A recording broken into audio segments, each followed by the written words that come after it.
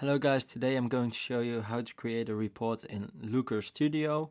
So first you go to the Looker Studio website on Google.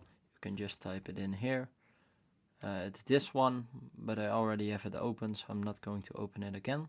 So here you go, you just come on this dashboard, and here you make a report just from scratch, but you can also just use Schablon Gallery. And here you have all different kinds of templates, and you can also click here with which one you want to go with. So with Google Analytics, Search Console, Google Ads, YouTube Analytics, Google Spreadsheets. So for example, YouTube Analytics, there's a template. You just click on it. And it's loading, and it's very easy to use. So here you go, and here it gives you all your stats.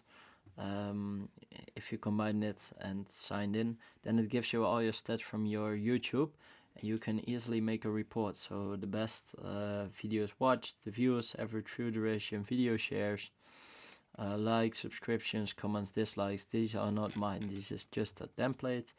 Let's look another template. So here you go, you can also combine it with Google Analytics. So for example, e-commerce. So this is one for e-commerce, for example. So you see the amount spent, impressions, clicks, CTR. It's very easy to use. The ROAS you can even see, so that's great.